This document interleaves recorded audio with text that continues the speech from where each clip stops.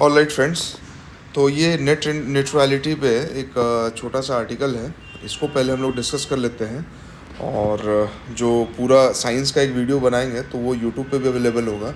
और ये सिर्फ टेलीग्राम चैनल पे डालने के लिए, जिसमें छोटा सा बस सिर्फ हम लोग नेट न्यूट्रलिटी पे डिस्कस करेंगे कि व्हाट इज़ नेट न्यूट्रलिटी, क्यों चर्चा में है, और इसको हमारे एग्ज़ाम के पर्सपेक्टिव से ये क्यों इम्पोर्टेंट है। तो नाम से ही आपको क्लियर होगा कि नेट एंड न्यूट्रलिटी। नेट का मतलब इंटरनेट की बात यहाँ पे की जा रही है। न्यूट्रलिटी का मतलब हुआ कि न्यूट्रल होना चाहिए, लेवल प्लेइंग फील्ड होना चाहिए।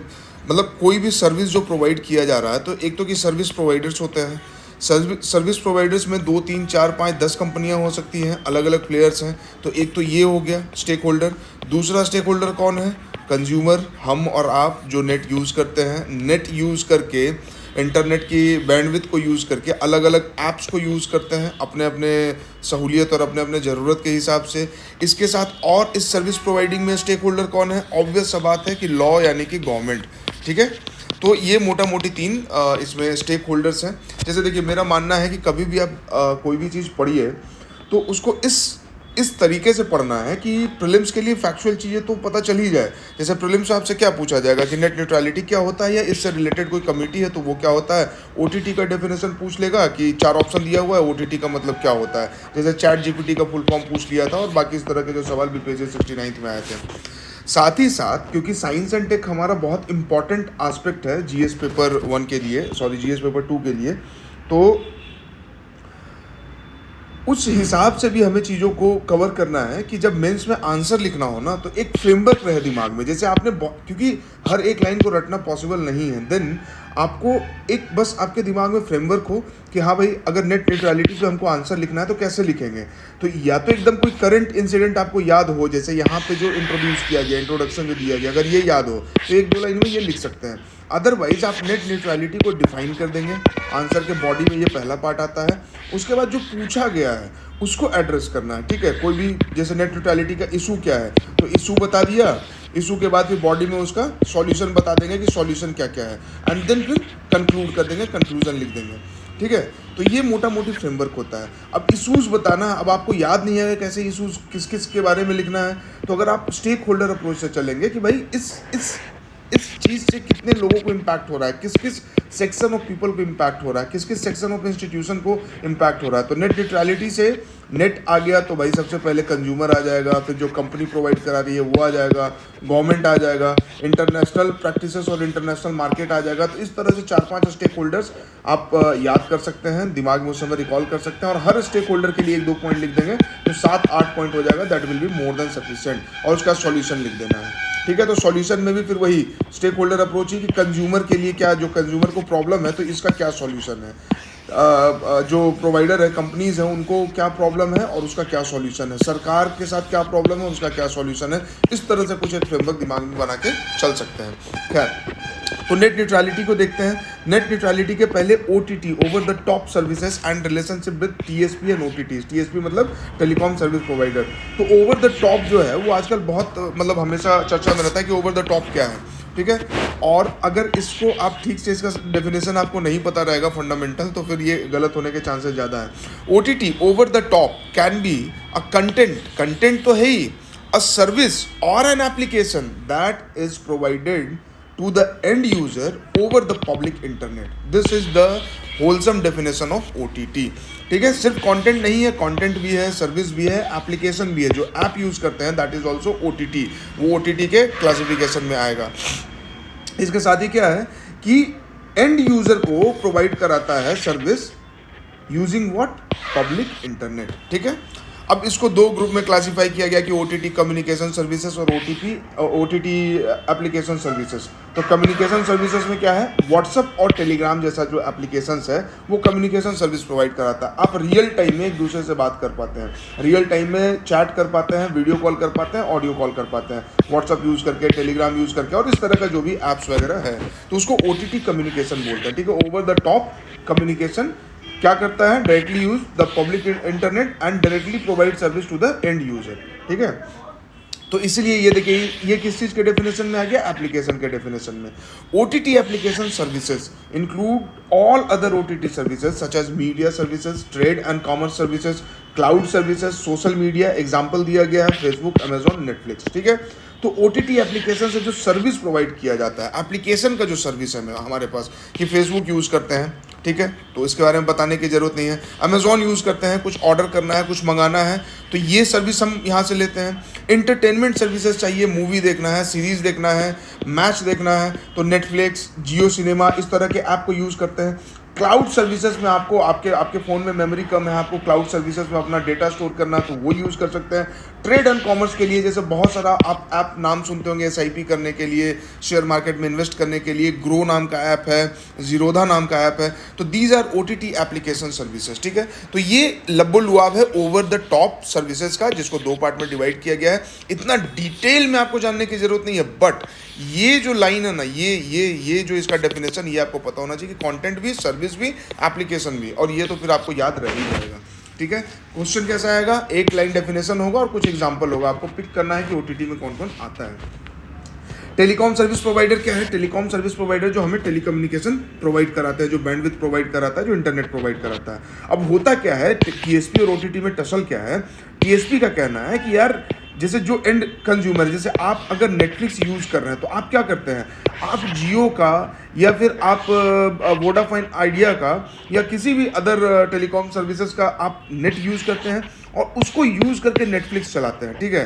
तो इन कंपनीज़ का, टेलीकॉम सर्विस प्रोवाइडर का कहना है कि भैया इंटरनेट तो हमारे बैंडविड्थ को यूज़ करके किया जा रहा है, लेकिन बदले में हमें कुछ रेवेन्यू नहीं दिया जा रहा है। हमारा बैंडविड्थ यूज़ होता है, लोड बढ़ता है, खर्चा बढ़ता है, ये सब करने के लिए हमने बहुत पैसा इन्वेस्ट किया है, कट थ्रोट कंपटीशन जो मार्केट में रहा उसको झेला है, लेकिन मज़े कौन ले रहा है? नेटफ्लिक्स ले रहा है। मज़ा कौन ले रहा है? अमेजॉन ले रहा है। तो इसलिए TSPs का कहना था कि कुछ इधर से रेवेन्यू का पार्ट TSPs को मिलना चाहिए। ओवरऑल यही लड़ाई झगड़ा है कि पैसा TSP को भी मिलना चाहिए। OTT का कहना है कि क्यों पैसा दे तुमको, बाकी तो जो भी जो लीगल टैक्सेस वगैरह सब कुछ है वो तो जा ही रहा है, तो फिर TSP को क्यों पैसा जाएगा, ठीक है। तो ये जो डिमांड है ना, उसको जो फी फॉर देयर इन्वेस्टमेंट वो डिमांड कर रहे हैं, इसको देखा जा रहा है नेट न्यूट्रलिटी के अगेंस्ट। नेट न्यूट्रलिटी नहीं रह पाएगा। अब यहाँ पे समझना है कि नेट न्यूट्रलिटी क्या है। TSP ने नेट प्रोवाइड कराया, अब उस नेट को यूज़ करके मान लीजिए मेरा मन किया नेटफ्लिक्स चलाने का, अमेजन चलाने का, फेसबुक चलाने का, ठीक है। अब अगर कंपनी जो है पैसा लेना शुरू कर देगी तो हो सकता है कि नेटफ्लिक्स, अमेजोन आपको फ्री में मिले, लेकिन फेसबुक यूज़ करने के लिए कुछ पैसा देना पड़ जाए। तो हर आदमी ये अफोर्ड नहीं कर सकता है। हर कंज्यूमर, हर जो पार्टिसिपेंट है इस टेक्नोलॉजी को यूज़ करने में, वो इसको अफोर्ड नहीं कर सकता या देना नहीं चाहता होगा। तो न्यूट्रलिटी यहाँ पे ख़त्म हो गया, ठीक है। TSP क्या करेगी? नेटफ्लिक्स अगर इसको पैसा दे रही है, अमेजोन अगर इसको पैसा दे रही है, तो नेटफ्लिक्स और अमेजोन को जो है प्रमोट करेगी। स्पॉन्सर्ड ऐप, स्पॉन्सर्ड ऐड आएगा इसका, है ना। जब आप कुछ सर्च करेंगे तो ऊपर में, जैसे मान लीजिए गूगल में आपने सर्च किया, कोई किताब आपको चाहिए, आपको कोई बुक ऑर्डर करना, आपने सर्च किया, तो सबसे ऊपर में रिकमेंडेशन क्या आ जाएगा? अमेजोन वाला आ जाएगा। क्यों? क्योंकि अमेजोन ने TSP को पे किया हुआ है। तो TSP अब क्या करेगा? इसको प्रमोट करेगा, और जिसने पेमेंट नहीं किया है उसका रिकमेंडेशन नीचे में आएगा। आप क्या करेंगे? ऊपर में अमेजोन का दिखा कि ये बुक मिल रहा है, तो जनरली ये होगा कि यहाँ से आप ऑर्डर करेंगे, तो इस कंपनी को फायदा होगा।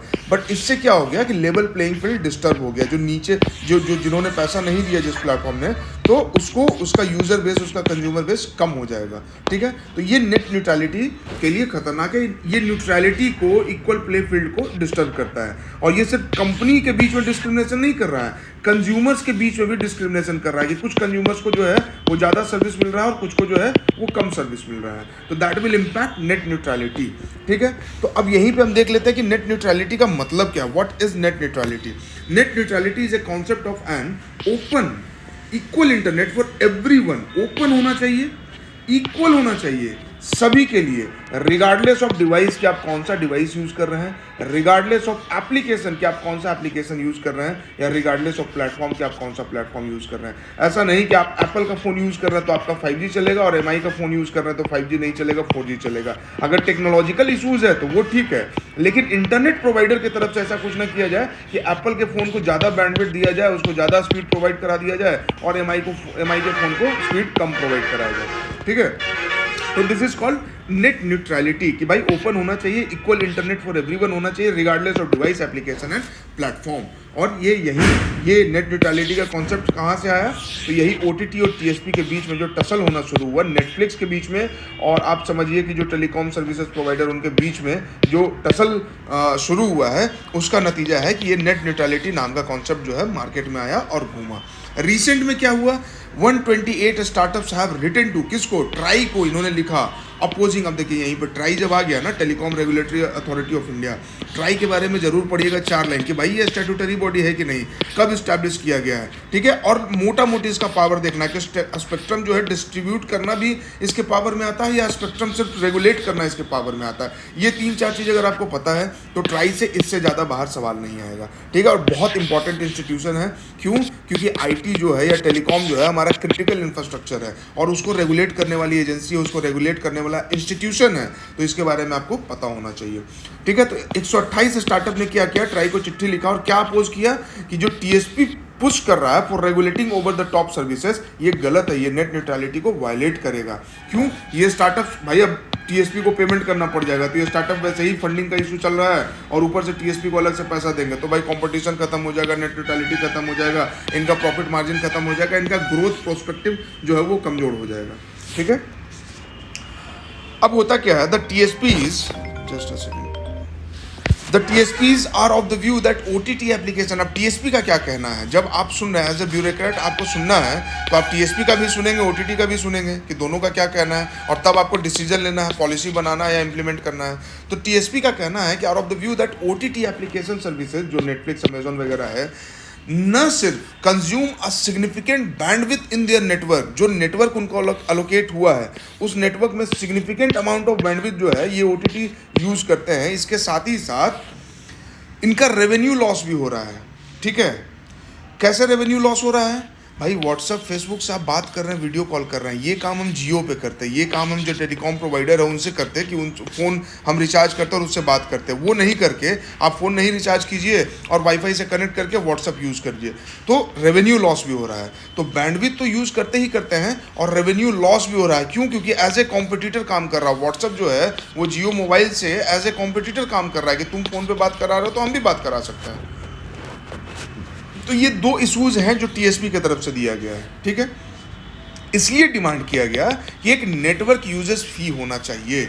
आप अगर मेरा नेटवर्क यूज़ कर रहे हैं, नेटफ्लिक्स अगर जिस भी इंटरनेट को यूज़ करके चल रहा है, तो एक सिग्निफिकेंट अमाउंट ऑफ एक जो भी ये लोग आपस में मिलकर तय करें या सरकार तय करे, वो अमाउंट जो है वो TSP के पास यानी टेलीकॉम सर्विस प्रोवाइडर के पास जाना चाहिए, ठीक है।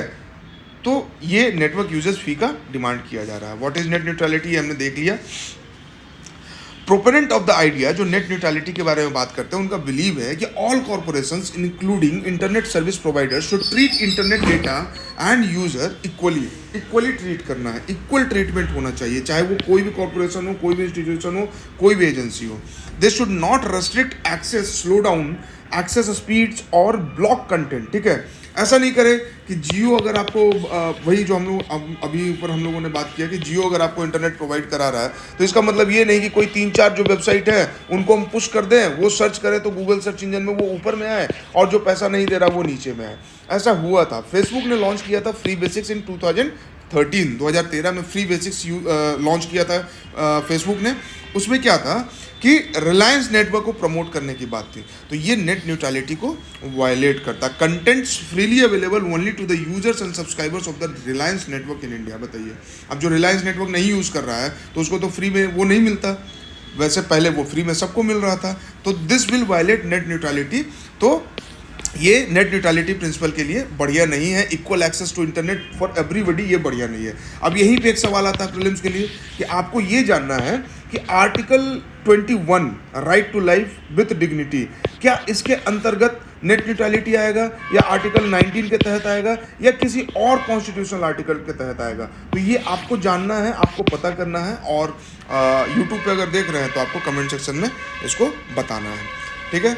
अब देखिए यहाँ पे क्या है, प्रिंसिपल्स ऑफ नेट न्यूट्रलिटी। अब मेंस की तरफ हम लोग बढ़ रहे हैं। प्रीलिम्स के लिए जो हमें पता होना चाहिए था कि नेट न्यूट्रलिटी का डेफिनेशन, OTT वगैरह सब मालूम चल गया। प्रिंसिपल ऑफ नेट न्यूट्रलिटी, ये मेंस में आपको लिखना होगा कि equal access to all internet user, ठीक है, ये प्रिंसिपल है कि इक्वल एक्सेस होना चाहिए, अनइक्वल एक्सेस नहीं। आर्टिकल 14 क्या बोलता है? Right to equality. No discrimination based on the content type और यूजर। कंटेंट टाइप या यूजर के बेसिस पर डिस्क्रिमिनेट न किया जाए। कंटेंट टाइप पर डिस्क्रिमिनेशन क्या होगा कि अडल्ट कंटेंट है तो 18+ देखेगा, बाकी उससे कम है या अंडर एडल्ट गाइडेंस देखना है तो ये क्लासिफिकेशन जो है वो सही है।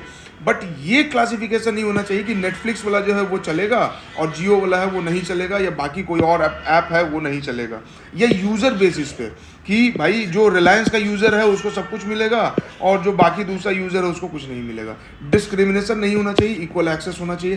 ट्रांसपेरेंसी अबाउट नेटवर्क मैनेजमेंट, जो नेटवर्क मैनेजमेंट हो रहा है उसमें ट्रांसपेरेंसी होना चाहिए। अगर ट्रांसपेरेंसी नहीं होगा, पारदर्शिता नहीं होगा, तो क्या होगा कि इस नेटवर्क में चोरी छुप के कुछ नेटवर्क बचा लिया जाएगा और उस नेटवर्क को जो पेमेंट कर रहे हैं डायरेक्टली इनडायरेक्टली, या कंपनी में इन्वेस्ट कर दिया, अगर डायरेक्टली पे नहीं कर रहे हैं तो, और उनको प्रोवाइड करा दिया जाएगा। तो अगेन डिस्क्रिमिनेशन तो रह ही गया।